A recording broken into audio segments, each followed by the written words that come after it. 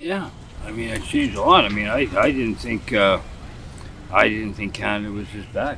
I really didn't. I thought there was a better safety net. I thought there would be more. I mean, like I said before, I spent 38 years working for this country. I've worked on every major project in this country in BC, from the port expansion in Prince Rupert to the Kitimat Rio Tinto upgrade. I've worked in BC Hydro. I implemented a lot of the new. I was in charge of Bridge River Coastal, all the generating plants here from Vancouver Island all the way down to Hope, Lillooet, Pemberton. I was in charge of all those generating plants at one time for 6 years. Uh, I mean, I did upgrades on those plants. So I mean, I know how to work. I'm not lazy. And most homeless people work harder at being homeless than they do having a regular job. It's more work to be homeless than it is to have a regular job sometimes. People think they're just laying around collecting fucking free lunch. Well, they're not. That's not what they're about. You know? Sure, there's some drug addiction. Sure, there's some of that. But like I said before, someone feels they're drug addicted, find out why they're drug addicted. Maybe because grandpa paid finger puppet when they were 2 years old and they're still suffering from abuse. They never learned proper skills as far as conflict resolution and stuff like that. You know, they learned fight or flight. That was it. Like me, I learned fight or flight. I didn't have a childhood. You know, a lot of people. No, that's yours. The vast majority of people Yes, that are it homeless, there's a reason why. And a lot of it is society, the way they treat the homeless. They don't give them a chance. And so the homeless, again, go back, you know. It's like you say, if you treat someone like a piece of shit, they're going to act like a piece of shit. People will rise to your expectation of them. You know that? If you don't expect nothing from your kid will rise to that. Nothing. Would you do that to your child? No. You expect your children to do good things, right? And your children want to please you. Like, most homeless people are not lazy. I found very few lazy homeless people. I found, like, I've never been homeless in my life. I've been homeless for the last 4 years. I'm 58, so at 54, I started my homeless career. And I tell you, I don't regret it because I've learned something I could never learn in school. I've learned a lot about people. And sure, there's some shitheads in the homeless community, and there's some shitheads in the regular community. The numbers are the same no matter what community you're in, no matter what you do, but they're not all a bunch of fucking lazy drug addicts, okay? You can't paint everybody with the same brush. It's like saying every Indian's a drunk Indian doesn't want to work, okay? I'm part native, so I can say the word Indian, right? Okay? And people think I'm German, right? I got blue eyes and blonde hair, but I'm 1/8 Sioux Indian, right? And it just, you can't stereotype people. People are not pigeonholed in the same spot. Some people can only work maybe 4 hours a day, maybe 3 days a week, you know? Give them that opportunity. Everybody in society can fit. But to just take a whole group and a whole class of people and push them off to the corner and make them go here and push them over there, take these people, push them here, where are you going to push them to? You can't keep pushing people around because they're going to push back. You know, you wonder why people litter. Everybody thinks it's the homeless people that litter. Do you know what? Look at the litter. Are they Tupperware containers? Are they fucking paper plates? No, they're Wendy's. They're McDonald's.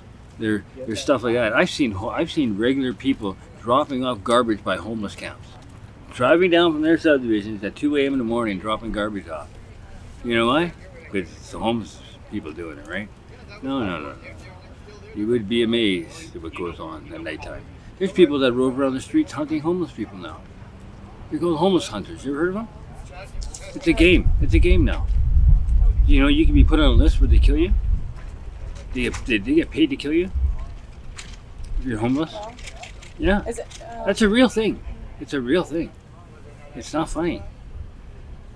I'd like to hunt them. You know? It's sad. It's sick. It's, someone's got to change. I mean, Europe's already done it, okay? Look to Europe. Europe's done it. Every second goddamn freeway exit should have 10, 15 campsites on it with solar powered bathrooms, lots of bathrooms. These gas stations around here that tell you their bathrooms don't work should get fined. They should have to shut down their gas station. If you do not provide a bathroom for people, you have to shut down. You either get a portable one with hot water, running hot water, that can be washed out on its own. They got those lights now that can wash. They can shut the door every hour. It washes itself, whatever. They should be made to put those in. Hook them up to the sewer system. I mean, you want to run a gas station, you got to provide a bathroom. People shouldn't have to shit in pizza boxes. That's degrading. Where are you supposed to go to the bathroom? There's nowhere to go to the bathroom. I mean, Abbotsford's horrendous for that. There's nowhere to go to the bathroom. People wonder why people shit in doorways and that. I seen a woman in the wintertime, minus 20 degrees in Kelowna, sleeping in an enclave inside of a street corner where the doors were to keep out of the wind because Kelowna's very windy. Minus 20. I watched an RCP officer kick her in the back. I could count the bones on her spine. And he kicks her in the back? Get up, move along. Are you kidding me? I wanted to choke him, but I knew I'd get arrested, right? I mean, what kind of mentality is that someone can actually do that to a 18-year-old girl? She was a kid. Look, she was sleeping outside. Why is she sleeping outside? Why? Because that's Canada's failure. They say there's lack of housing. My God, we're bringing in so many immigrants. They've taken all the housing away. I'm not down on immigrants. I'm not. I mean, hey, I'm glad we can help. And help the people that are here too. Don't just push them to the side. There should not be a housing problem. They should not be. They should be building tiny home parks and buying the fucking tiny home for the homeless person. And after 5 years, if that person looks after it, they have the option to own it. They have down payments done. The government's been paying the rent like they do now anyhow. Do you know that there's $7,000 to $10,000 per homeless person in a shelter? That's what they pay, these shelters? Holy fuck, it's big business, man. There's money in homeless, helping the homeless, but not really helping the homeless. Because you don't want to help them too much because then you would be out of a job. You're creating fucking huge jobs out of this shit. But they're not helping the homeless. You give me $7,000 a month, I won't be homeless. Hey? You know what I'm saying? But yeah, I know shelters right now, they got 15 people and they got $1.6 million for it. For 15 people. Do the math, man. That's $10,000 a person. That's pathetic. That's sad. I mean, I'm actually going to implement some plans on, like I said, on my mill rate. I've designed some A-frames. I am working on it. I'm suing ICBC because I was rear-ended at 80 kilometers an hour by my ex-fiance, who figured she didn't know who I was, right? Yeah, right. ICBC is even questioning whose fault. Well, what do you mean? She rear-ended me at 80 kilometers an hour. It doesn't matter if I stop for a squirrel. She's following too close. She wrecked all my surgeries. I was back working as a millwright. I'd rehabbed myself. I'd broken my neck. I had a plastid vertebrae. I ruptured my lower disc, and I still managed to be back at work after a year of rehab. And she hits me at 80 kilometers an hour and fucks my whole surgery up, and now I can't work. I've tried working that. I've tried working 2 days, and I can't walk after that. And I love work. I loved my job. I love being a crane mechanic. I'd be working today if I could work. I mean, I still do a little bit of stuff here and there. Like, I pick up garbage. Someone told me one time, you want change? Be the change that you want in society. If you're not willing to pick up litter, don't bitch about it. When you go to a bus stop and you see all that garbage everywhere, pick some up. I do. You know why? Because I was bitching about it, and an old native lady told me, be the change that you want to see in society. Until you're willing to do that, then shut up. Really. And it makes sense, If everybody does a little. I wanted to start a group called the Helping Homeless. Not help the homeless. The Helping Homeless. Where you hire a homeless person to paint your fence, to clean your gutters, and put together a group, run it like the longshoring do, because I was a longshoreman, and have them on a number system that the more they work, the more seniority they get, the more the work they'll get. So that means it weeds out the ones that don't want to work, doesn't it? It automatically weeds out the ones that don't want to work. Because I'll tell you right now, 50% of the people are mentally ill in the homeless community. We've thrown them out of the mental, and I'm giving you, I get a university degree in project management. I know how to take a business from its conception of an idea, run it through a matrix, and see if it's even viable to create a business out of it. That's my training. my university degree. So I can look at the homeless problem and I can tell you a lot of solutions for it. It's not a hard thing to solve. People think, oh, how do we solve the homeless problem? Quit throwing money at it, for one thing. I mean, don't get me wrong. You need to put money in it, but it needs to be directed, properly directed to the problems, not just given to some group that's going to look after them for you. All they're going to do is create a bunch of rules, kick people in and out, in and out, in and out, and it's a revolving door. It doesn't help anybody. You look at a place, an institution like 5 and 2. You know, they've been helping the homeless for how long? They got $1.6 million. Take the numbers. How many homeless have they actually got a home for? What are the numbers? None. Maybe one. In 2 years' time or 5 years' time they've been running, they've helped 1 or 2 people get a home. They're fired. They're not doing their job. If you're not actually helping people get a home, then what are you in business for? Like ICBC, if you're not actually making money and selling insurance, you should not be in business. You should sell ICBC. Actually, you should sell it to 3 different insurance companies and own only 10% of each one. That way you can keep your fingers in it and keep control to some degree. But at least then they'd be making money. Because if you don't make money, you shouldn't be in business. Same with the shelter. A homeless shelter. If it doesn't make money, it shouldn't be in business. See, I want to change it around. I think we should change it around.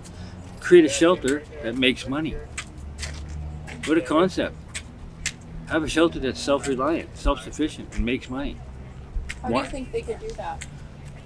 By cleaning gutters, washing stuff, offering services. There's a lot of old people that need services done. They got no one to hire. I'm not talking about sending someone in there that's going to rip them off, but you make sure that they're set with people. There's a crew leader that makes sure if they get caught stealing one thing, they're fired. There is no recourse at all. They're fired. You do not steal from people that are helping you. Period. There's no excuse for it. There's no place for it in this type of an organization, and you're not going to do anybody any good by doing that. You're just going to take the whole thing down with you. And there is 20% of people in that homeless community that want to tear it apart. They like it just the way it is. So you get 50% of mentally ill, you get 20%, 10 to 20% people that want to tear it apart, like the status quo, right? The drugs and everything else. It's all about money, right? It's always about money. But you've got 30% of the people in the homeless community that want to make a difference, that want to work, that want to help. So you got 30%. That's a big commodity that we're just pissing away. That could really be a resource. The human being is the best resource we have, I think. And you start showing that kind of compassion and that kind of caring, that proper directed caring, you watch it change. I worked in a warming center before, right? And I had a woman from the Salvation Army. She would bark at people, kind of, right? And so people automatically get their back up. So there's this going on, this rub, right? And I said to her, you know what? You're only here for the money, and you like to boss people around. And then I paused. Well, she was ready to rip a strip off me. I paused, and I said, that's what they think. And she went, good one. I said, that's what they think. They think you're only here for the money, and you like to boss people around. That's why you took the job. So until you realize that, remember, treat them with dignity, respect, treat them nicely, even when they don't deserve it. Because guess what will happen? They'll change.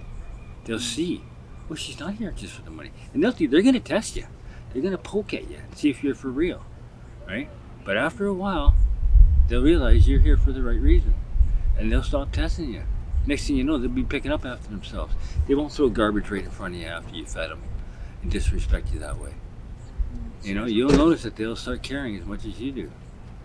Because they don't care what you know until they know you care. That's a fact. It's a true fact.